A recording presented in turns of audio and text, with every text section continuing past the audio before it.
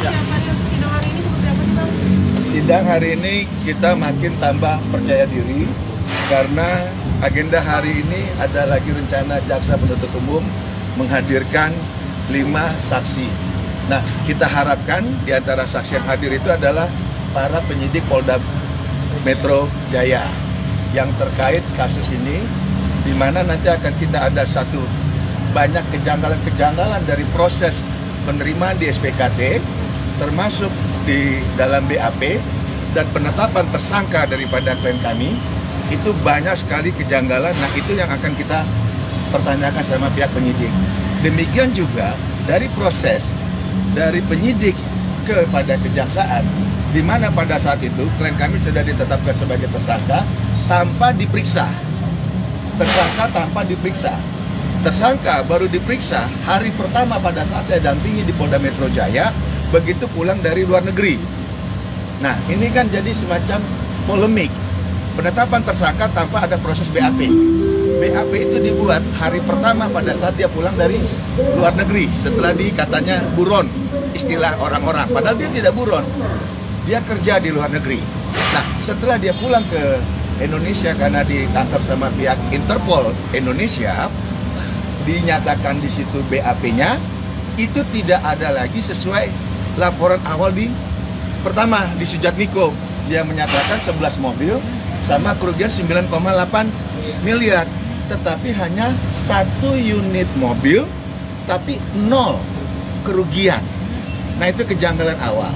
Dan sehingga itu berproses, waktu itu penetapan P21, lengkapnya satu berkas setelah P19, itu hanya dalam tempo 2-3 hari.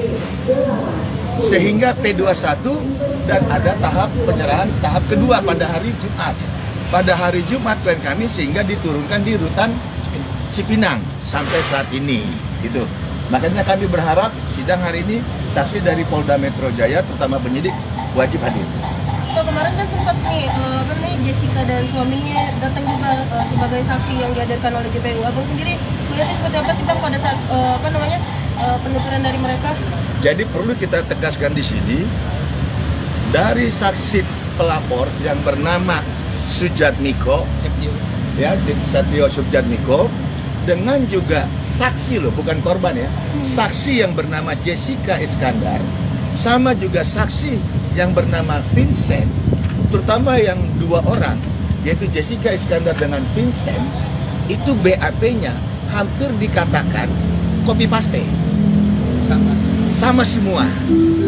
Makanya ada pertanyaan saya sama si Vincent, ya pertanyaan saya dalam persidangan, saudara Vincent, apakah Anda pernah di BAP di Polda Metro Jaya? Pernah.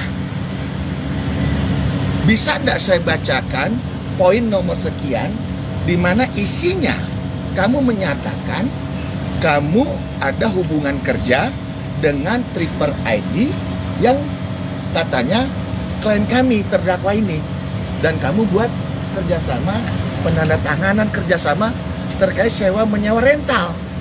Pernah nggak? Dino tidak pernah. Sementara BAP-nya ada. Dan BAP ini ditandatangani dong sama pihak.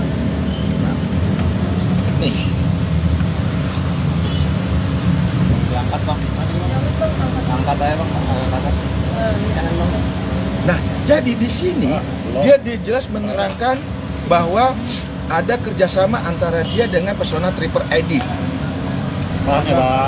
Ini BAP-nya dia, Vincent. Nah, di sini jelas disebutkan menerangkan semua. Sampai saya tanya, kok kamu bisa terangkan detail? Emangnya kamu korban? Bukan, itu istri saya. Nah, kalau memang kamu istri, pertanyaan saya berikutnya, kapan kalian kawin? Kalian kawin kapan? Dia bilang tahun 2021. Kalau 2021, pertanyaan berikutnya, bisnis ini dimulai kapan? 2020. Bagaimana mungkin kamu tanda tangan, belum kenal sama Jessica, belum kenal sama Stefanus, kok bisa tanda tangan sama ini? Itu logikanya di mana dibangun? Paham ya? Nah, ini yang sangat-sangat janggal yang saya bilang. Nah, saya makanya bersyukur hari ini kita terus bersidang nih. Jadi yang selama ini keluar-keluar di luar, bisa kalian lihat di persidangan. Kami yang bohong atau pihak sana yang membuat satu rekayasa tertentu. Dan terkait juga masalah mobil di dalam persidangan ditanya kok sama hakim. Ditanya sama hakim. Coba tolong jelaskan terkait masalah mobil. Oh ya, saya kerjasama. Mobil Mercy, ya saya setengah, dia setengah. Tuh. Hummer, saya setengah, dia setengah. Tuh. Porsche, segala macam.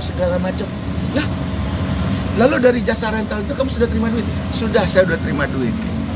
Nah, jadi pada bulan September 2020 itu klien kami tidak pernah terima mobil. Ya, klien kami hanya membawa mobil, tapi bukan dia, temennya membawa mobil ke Bali. Dari bulan September sampai Februari baru dilakukan kerjasama. Jadi ada jeda 5 bulan. Dan mobil itu sama pihak Jessica Iskandar. Hah? Dipakai operasional sama Jessica Iskandar. Bukan di klien kami. Itu loh. Dan BPKB kemarin di persidangan saksi Agung menyatakan yang menerima dia Agung, bukan klien kami, BPKB. Dan BPKB itu diserahkan kepada Albert. Dan kami harapkan nanti Albert hadir. Albert siapa dulu? Itu kita mau nanti bongkar peranan-peranan orang ini masing-masing. Jadi kita bukan mengelak daripada masalah hukum ini. Ada perbuatan, tapi bukan masuk ranah pidana. Ini murni keperdataan. Karena beli mobil sama-sama. Ada perjanjian. Ya kalau lagi untung dia terima duit dong. Tapi kalau lagi rugi, si izin dia dong. Kalau rugi mah apa? Untuk operasional. Itu maksudnya. Dan ada juga surat pengakuan utang. Vincent yang buat.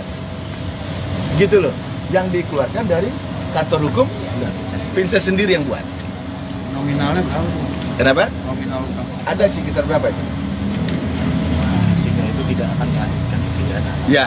Dan Vincent di situ ngakuin bahwa setelah ada pernyataan ini tidak akan melanjutkan lagi ke pidana, tapi buktinya kan dilaporin. Saya rasa udah terang nih saya ngomong. Ada lagi? Dia Clear? sudah mengikhlaskan sih Bang.